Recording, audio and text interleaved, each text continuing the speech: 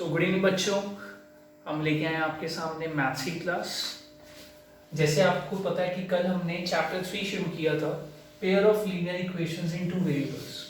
कल मैंने आपसे डिस्कस किया था कि लीनियर इक्वेशंस का क्या डेफिनेशन होता है, क्या मतलब होता है। कोई भी ऐसी इक्वेशन जिसमें वेरिएबल्स की पावर 1 हो, हम हाईएस्ट पावर भी कहते हैं इनको, और उसे डिग्री शब्द से पुकारा जाता है। जिस भी इक्वेशन में वेरिएबल्स की डिग्री 1 हो, हम उसे लीनियर इक्वेशन कहते हैं। इस चैप्टर में आपके पास पर प्रॉब्लम, हर प्रॉब्लम में 2 लीनियर इक्वेशंस आएंगी और हर इक्वेशन में 2 वेरिएबल्स होंगे, क्योंकि 2 इक्वेशंस का ग्रुप बन के आएगा, पेयर बन के आएगा, और हर लीनियर इक्वेशन में 2 वेरिएबल्स होंगे। इसलिए इस चैप्टर का नाम है pair of linear equations in 2 variables. तो चलिए हम कुछ सम सॉल्व करते हैं। मेरे सामने अभी मेरे फोन में एक्सरसाइज 3.1 ओपन है, जो आपकी मैथ्स एनसीईआरटी बुक की एक्सरसाइज है। उसका मैं फर्स्ट सम सॉल्व करने वाला हूँ to give you an example, to explain to you कि कैसे ये सम्स को अप्रोच करना है। मैं फिर कहना चाहूँगा, इस चैप्टर के सम्स बहुत प्रैक्टिकल बेस्ड सम्स होते हैं, तो वर्ड प्रॉब्लम्स ज़्यादा मिलेंगे आपको इस चैप्टर में, इसलिए एक सम को एक से ज़्यादा बार पढ़ना पड़ सकता है। तो आप आदत बना लीजिए कि हर सम को कम से कम 2 बार तो पढ़ेंगे ही पढ़ेंगे। चलिए शुरू करते हैं। एक्सरसाइज 3.1 मैं सॉल्व कर रहा हूँ फर्स्ट सम। पहला सम मैं रीड कर रहा हूँ। Aftab tales his daughter 7 years ago I was 7 times as old as you were then। Aftab अपनी बेटी से कहते हैं कि आज से 7 साल पहले मैं आपसे 7 गुना ज्यादा था उम्र में, मतलब जितनी आपकी उम्र रही होगी 7 साल पहले, उससे 7 टाइम्स थी मेरी एज। तो अब इस प्रॉब्लम को हम मैथमेटिकली कैसे डिस्क्राइब करें, आइए देखते हैं। सॉल्यूशन।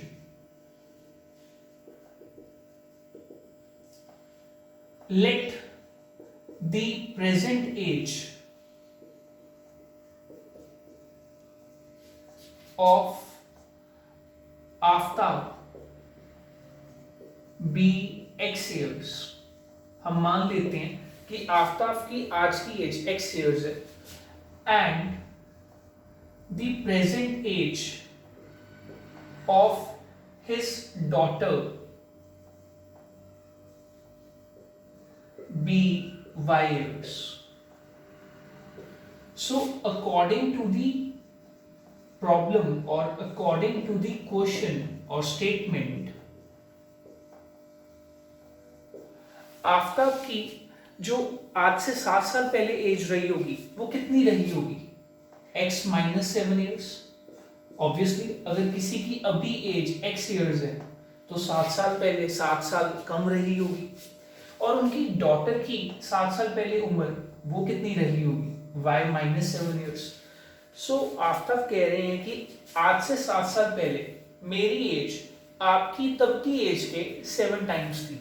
मतलब अगर मुझे आफ्ताब की एज उनकी डॉटर की एज के बराबर बनानी है तो मुझे उनकी डॉटर की एज के साथ 7 को मल्टीप्लाई करना पड़ेगा, तभी आफ्ताब की एज उनकी डॉटर के एज के 7 टाइम्स के बराबर आ पाएगी। यहाँ से अगर हम थोड़ा सा अलजेब्रा सॉल्व करें, x - 7 is equal to 7y - 7 7 is 49, और इसको स्टैंडर्ड फॉर्म में लेके आए, so x - 7y - 7 as it is, -49 को लेफ्ट हैंड साइड पे लेके आए तो +49।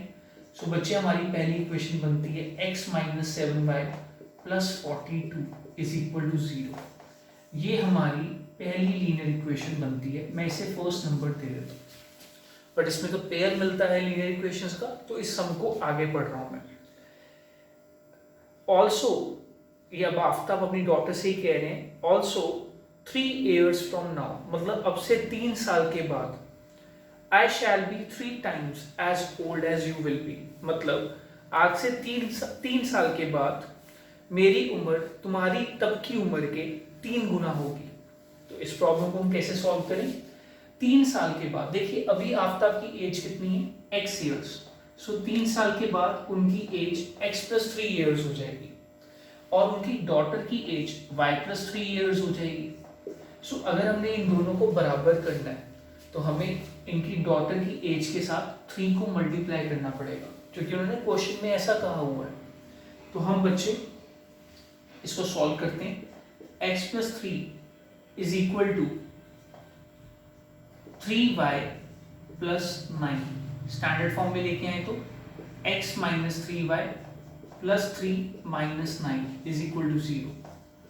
x minus 3y minus 6 is equal to 0।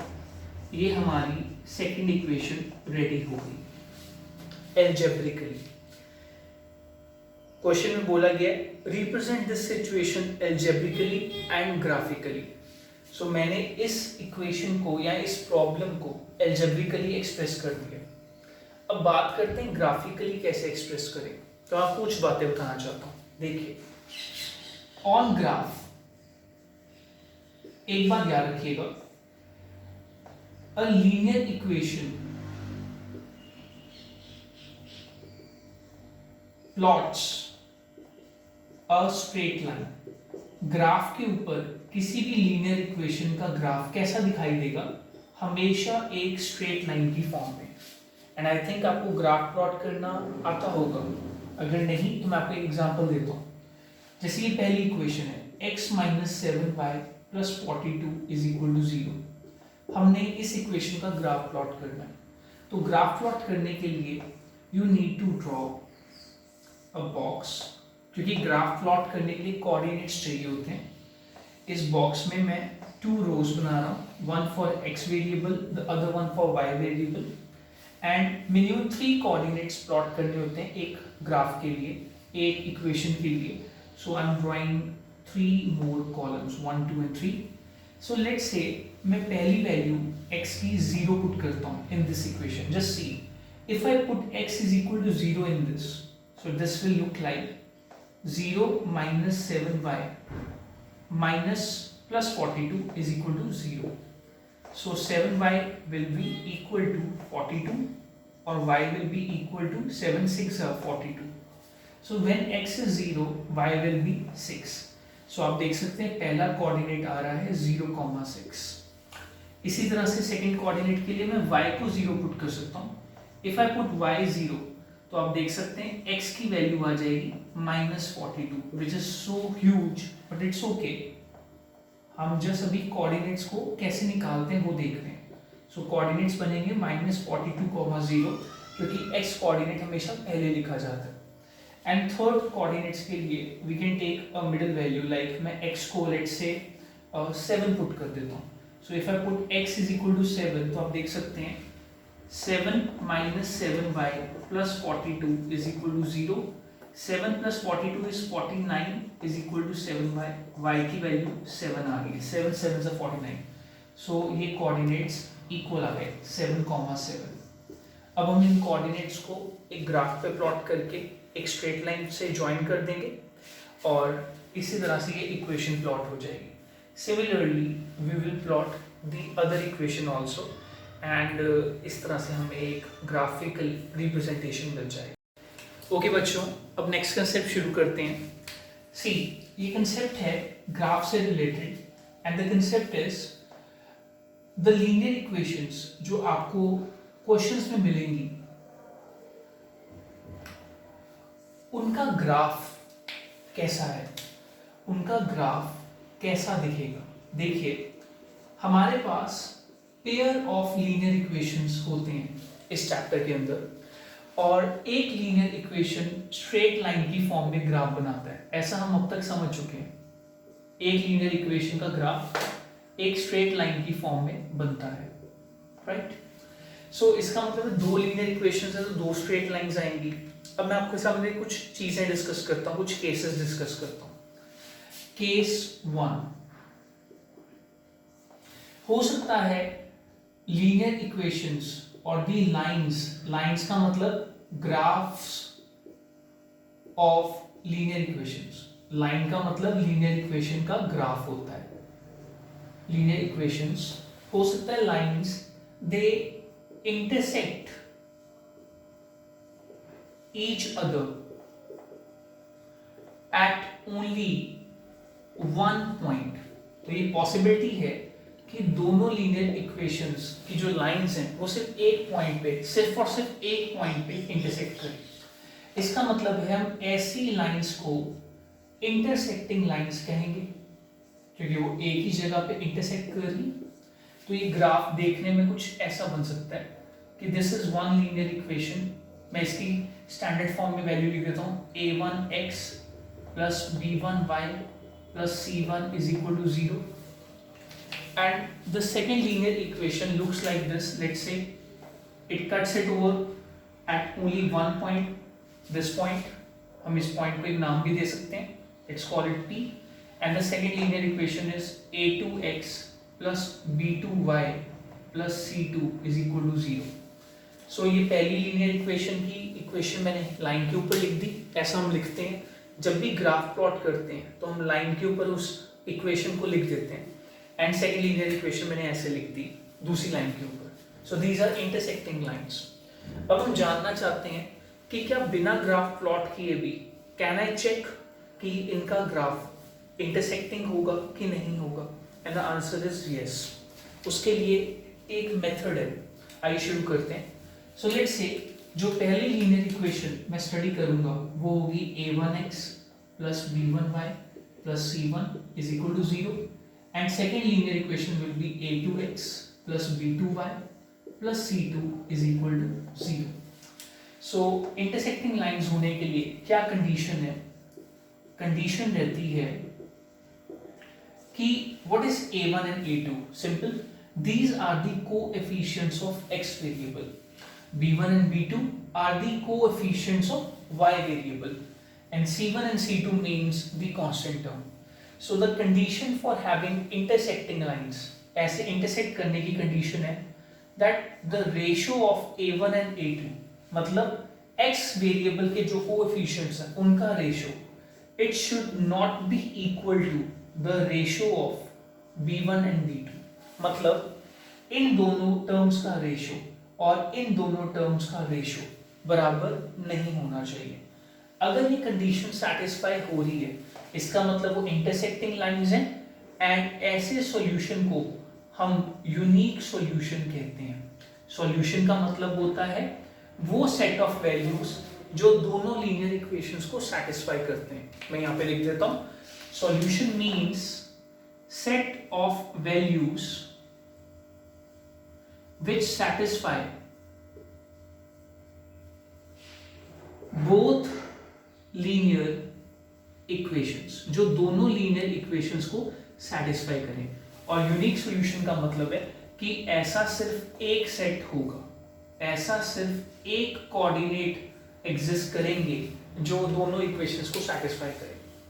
Moving further, case 2, second possibility ये उभर के आती है कि बोथ लाइंस वो एक दूसरे के ऊपर ओवरलैप हो जाए, मतलब बोथ लाइंस आर कोइंसाइडिंग का मतलब एक के ऊपर एक, overlapping. I will write over here overlapping lines. तो आप ये देखिए इनका ग्राफ कैसा दिखाई पड़ेगा।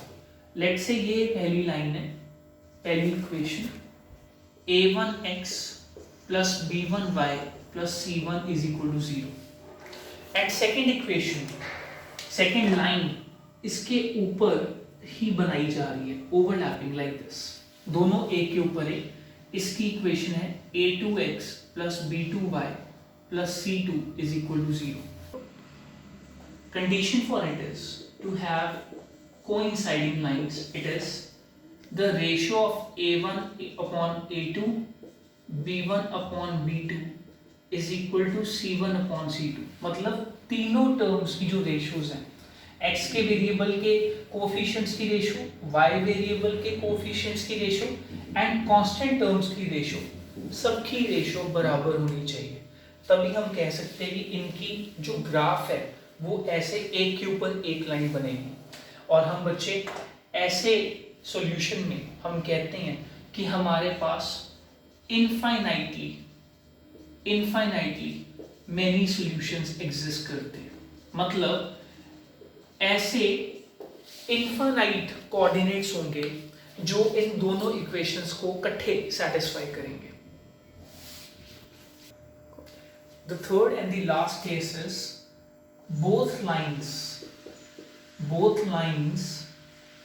are parallel to each other. That means they are never going to intersect each other. वो कभी भी एक दूसरे को इंटरसेक्ट नहीं करेंगे। That means अगर ये एक लीनियर इक्वेशन का ग्राफ है, a1x plus b1y plus c1 is equal to 0, and दूसरी लीनियर इक्वेशन इसके बिल्कुल पैरेलल चल रही है, a2x plus b2y plus c2 is equal to 0। सो आप देख सकते हैं इनके बीच में दूरी सेम रह रही है, तो ये कभी भी इंटरसेक्ट नहीं करेंगी। तो हम कह सकते हैं इनके लिए कंडीशन क्या रहेगी? The condition to check this thing is that a1 upon a2 is equal to b1 upon b2, but ये रेशो c1 upon c2 के बराबर नहीं है। मतलब x वेरिएबल के कोफिशिएंट्स का रेशो और y वेरिएबल के कोफिशिएंट्स का रेशो तो बराबर है, बट ये रेशो कांस्टेंट टर्म्स के रेशो के बराबर नहीं है। और अगर ऐसा होता है तो हम कह सकते हैं ऐसी इक्वेशंस का कभी कोई कॉमन आंसर नहीं आता, मतलब इनका कभी कोई सॉल्यूशन नहीं निकलता। मैं एक बार फिर से आपको बताना चाहता हूँ कि लीनियर इक्वेशन का ग्राफ हमेशा स्ट्रेट लाइन बनता है, और क्योंकि आपके पास पेयर ऑफ लीनियर इक्वेशंस हैं तो एक ही ग्राफ में दो लाइंस बनेंगी। वो दो लाइंस तीन तरह से अरेंज हो सकती हैं। पहला मेथड, वो दोनों लाइंस सिर्फ एक पॉइंट पे इंटरसेक्ट करें। दूसरा मेथड, वो दोनों लाइंस एक के ऊपर एक बने।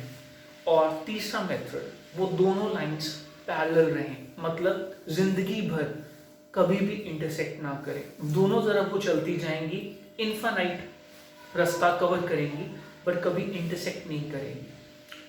अगर दो लीनियर इक्वेशंस इंटरसेक्ट करें या ओवरलैप करें तभी उनके सॉल्यूशंस निकल सकते हैं, मतलब तभी उनका जवाब आपको मिलेगा। बट अगर ये थर्ड केस ट्रू हुआ जब दोनों इक्वेशंस पैरेलल हैं, तो आई एम सॉरी टू से ऐसी लीनियर इक्वेशंस का कोई कॉमन आंसर नहीं एग्जिस्ट करेगा, और ऐसे केस में आप सम वहीं पे छोड़ के आएंगे, ये बताते हुए कि ये लीनियर इक्वेशंस का नो सॉल्यूशन है क्योंकि ये पैरेलल लाइंस हैं।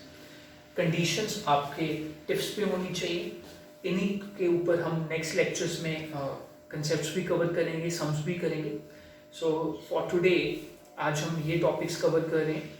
आप इनको अच्छे से स्टडी कीजिए। जो टॉपिक्स नहीं क्लियर होते या जो चीज़ आपको डाउट देती है, आप उसको वीडियो में रिवर्स करके रिवाइंड करके देख सकते हैं। इसके बाद में हम कुछ लेक्चर्स के बाद आपके डाउट सेशन रखेंगे जिसमें आपके इन्हीं डाउट्स को कवर किया जाएगा। तो इनको आज आप स्टडी कर लीजिए। मेक श्योर कि शाम से पहले आप ये लेक्चर्स कवर कर लो।